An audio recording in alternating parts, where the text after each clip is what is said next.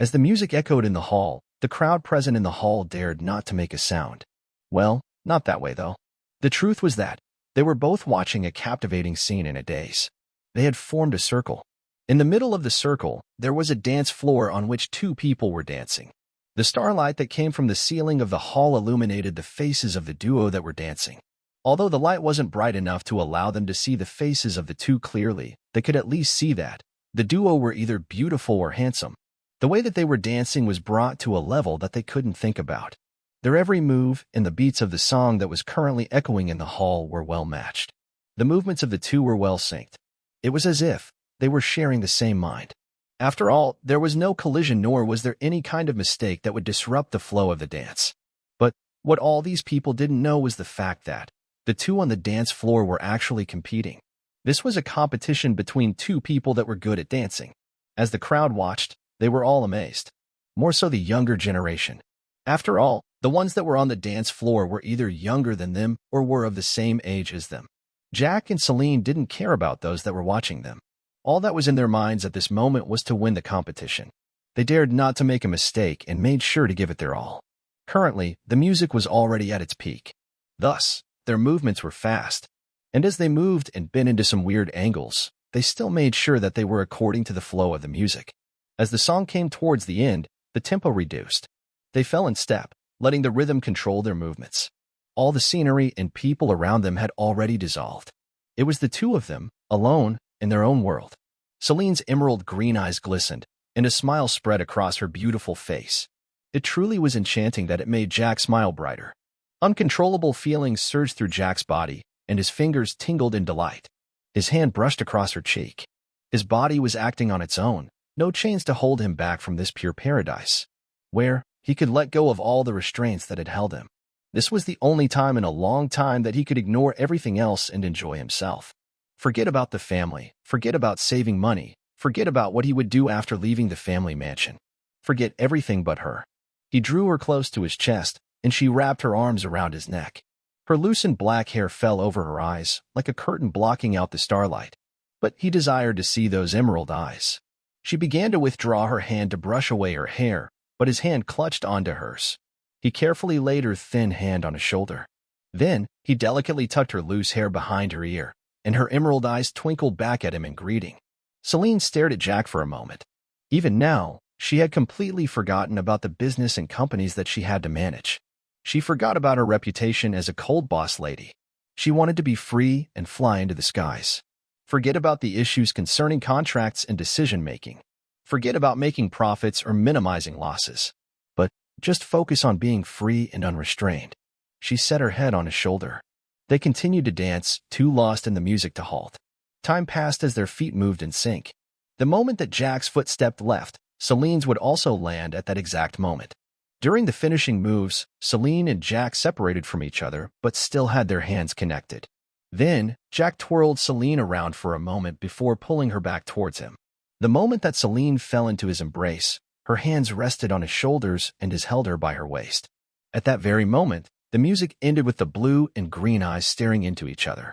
When the music ended, there was silence in the hall. Nobody spoke at all. Everyone was still drowned in the amazing performance of the two. It was only after a minute, when William couldn't wait to get his girl onto the dance floor and imitate the duo's moves, clapped, forcing the audience to applause. This was a performance that they had only watched on TV. Those that were performing on the screens were all professionals in dancing and had trained for a long period of time. Now, they could see such a dance with their own eyes. This was a blessing indeed. So they made sure to clap vigorously. But on seeing that the duo were not separating, they increased the intensity of clapping till their hands began aching. When the song ended, Celine and Jack had been staring at each other intensely. They could feel that the tempo of their heartbeats had changed. The connection and familiarity that was quite vague had been strengthened at this moment. When they heard the applause of the crowd, they came back from their own world. But at the end of it all, they still didn't want to part from each other. But it seemed that the audience couldn't take the scene of them staring at each other with ambiguous emotions in their eyes anymore. They clapped so vigorously in that they felt that the hall was shaking from the vibrations of the claps of more than 100 attendees.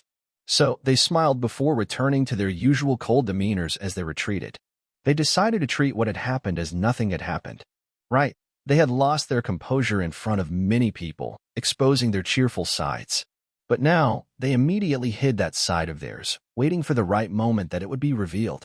Well, not just the right time, but the right person that deserved to see this side of theirs. Ben had been observing the dance from the beginning. Since he was closer to the dance floor, it was obvious that he had seen how beautiful Celine's smiles were. He was drowned in the smiles as he watched. But, in the end, his heart tightened as he clenched his fist in fury. After all, although he could see that smile, it was not directed towards him. It was directed towards another person. Apart from being embarrassed on this day, was he going to lose the girl that he had the intention to marry just like that? He couldn't accept such a fact. He was beginning to think of what to do when the tempo of the music rose. From here, he could see how delicate and fluid Celine's moves were.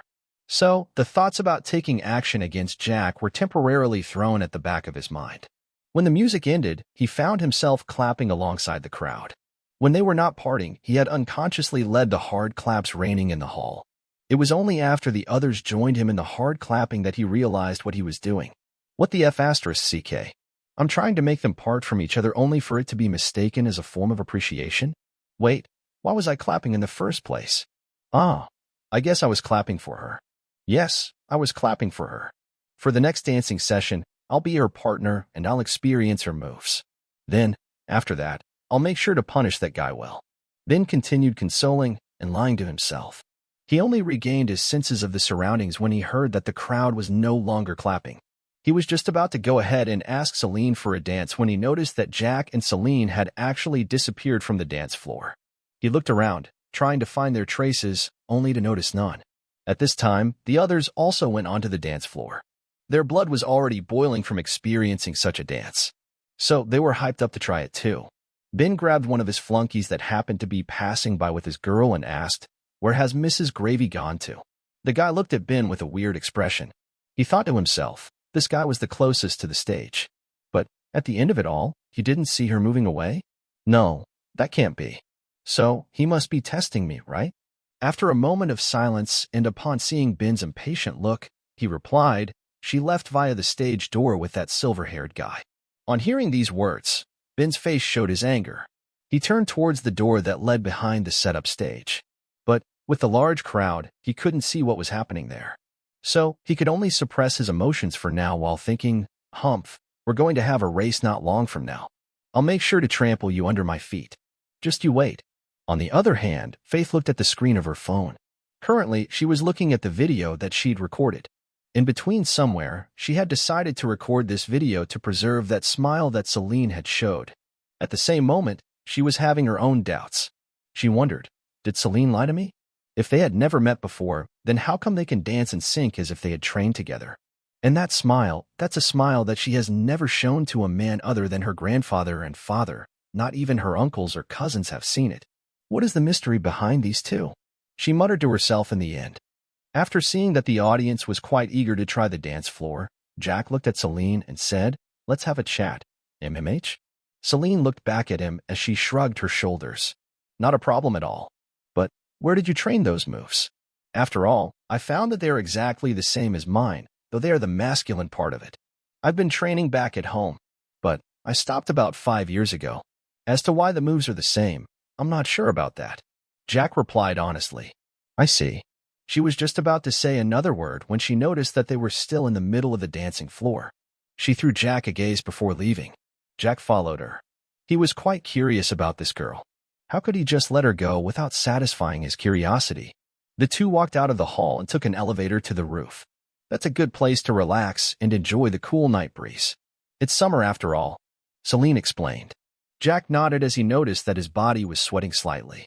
But the good thing was the fact that his suit was made of cashmere material. So, it was breathable. He could now understand why this suit was expensive. It was flexible, not a type that would lead to a person's movements being constrained. At this time, Jack took the opportunity of the lights being on in the elevator to observe Celine. Currently, her black hair, that was previously tied into a ponytail and had been let free during the dance, was quite messily lying on her back. Although it was messy, it didn't diminish her beauty at all. Instead, this added with her current stone expression, it gave her a certain type of charm. She was wearing no makeup on her face. As for the dress, she was wearing a yellow long-sleeved ballroom waltz evening gown. The gown was a reserved one as it only showed part of her neckline. The gown showed the upper body figure from the petite waist upwards. As for the lower part of the gown, it was enlarged and had a black helm. Celine noticed Jack's gaze on her. But this gaze was unlike those gazes that always fell on her. The gaze is full of lust, full of obsession, full of greed. This gaze was filled with appreciation. So, instead of feeling repulsive as usual, she welcomed such a gaze. After all, what was wrong if a person genuinely appreciated her beauty? Jack didn't know about Celine's thoughts at the moment. After looking at her for a moment, he realized that he had been staring for a while. He knew that it was quite inappropriate to do so. Thus, he turned his gaze away. A smile appeared at the corner of Celine's lips without even her noticing it. In her heart, she thought to herself, at least he's a gentleman. Ding! With that sound, the elevator opened. After getting out of it, they could see that there was a helipad on top of this 8-story building. The duo didn't have the intention of appreciating the helipad. Celine switched off the lights of the roof. Jack stared at her before noticing the reason why she did that after looking at the sky. They went and sat on one of the benches that was placed on the roof. Of course, these benches were connected to the roof, just in case the winds from a helicopter's propeller would have the intention of blowing them away. After sitting, they remained silent as the moonlight shone upon them. Today, the sky was cloudless. Thus, although the lights on the roof had been switched off, there was still 100 or so meters visibility due to the full moon in the sky. After a moment of silence, Jack took the initiative to speak. What's that background of yours that brings all the big wigs of the city here with your invitation? I can guess it's nothing small. Celine smiled and replied, leave that aside. I have no intention of using my family's influence here in Inchoate City. So, I can only talk about myself, just a little of course. Jack nodded. They were talking for the first time. So, it was obvious that she wouldn't tell him things that weren't important for him to know. They had to have reservations. Yeah, you're right. I came here this week, on Monday. Today's the last day of my first week here. I'm planning to start something here. Jack stated after a moment. Celine stared at him with a surprised gaze. After all, she hadn't thought that Jack wasn't a resident of this city. After all, she had seen him with the young masters of the city. And from the way that they treated him, she could tell that they respected him. From this, she could infer that he was from a good background. But from the way that Jack carried himself, he didn't look like a prodigal young master. He looked independent, responsible, and charming. And from his expression, she could tell that he wasn't a person that smiled so often. But today, she had experienced his smile. So she was quite proud of herself, forgetting that she too had revealed her most dazzling smile. What do you want to start in such a small city? Celine asked curiously. I'm just trying to build my foundation. I know that I can't start this in a big city. After all, the competition there is quite high. But at the end of it all, I'm sure that I'll expand to other big cities. As for what I'm starting, it's my enterprise. Celine was quite surprised that Jack was starting an enterprise all by himself. Considering the fact that he was starting this in a small city, it was obvious that he was depending on himself and not his background. You're quite ambitious, I see. She muttered. No man lacks an ambition. If there's one, then he's an incomplete one. Even if your ambition is not towards getting rich, succeeding in business and whatever, a man must have an ambition. Maybe going to the moon, being the first person to live on another planet, and so on. Jack replied calmly.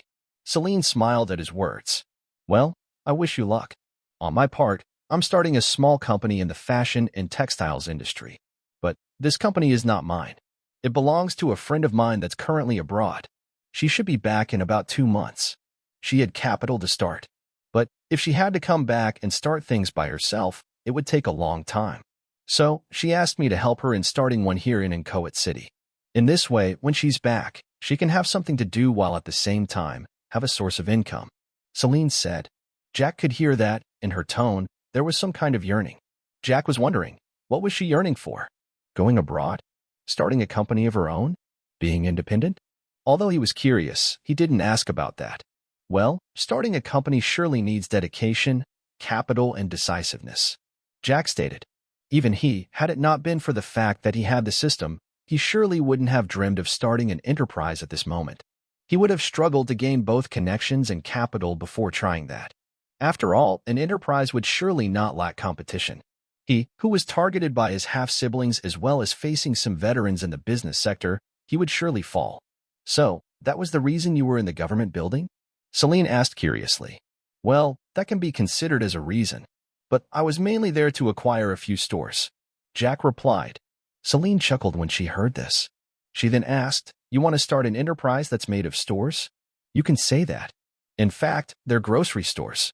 But of course, if I'm starting an enterprise, I would do my best. So, the first thing that I'm starting with is the grocery department. It will be in the form of chain stores. But their level would be higher than normal. Jack stated. Oh, I see. When are you starting? Celine nodded before asking. The grocery department will be open tomorrow. Jack stated. That fast? Celine was surprised. After all, Jack had only been here for a week. But he'd already established a department. One had to know that. A department of an enterprise couldn't have a weak foundation. After all, if it was a weakness, there would surely be people that would exploit it to make sure that the enterprise falls. You can come and observe tomorrow. I'm not good when it comes to business. But I hope that with you present, maybe you can give me some pointers. Jack said as he looked at the moon. He was wondering if the income that came from the grocery store through the enterprise would have a monthly, season, semi-annually, or annual multiplication. Is that an invitation? Celine asked with raised brows. You can say so. Jack replied as he turned his gaze from the moon back towards her. Then, where's my invitation card? She asked with a smile. Upon hearing this, Jack was stunned for a moment. Then, he thought of how a banquet had been held today to welcome a company to Inchoate City. He had not made such an arrangement at all. So, on this question, Jack could only scratch the back of his head while responding. Well, I never prepared anything like that. I wasn't going to make a grand entrance into the industry. Are you serious? You know, when you invite some people from the upper echelons of the city during the opening, they would surely boost the popularity and reputation of your company. Celine said seriously. Well, it's not like I'm starting something big, right? They're just grocery stores. Jack replied. How much capital have you invested in the grocery department? Celine asked.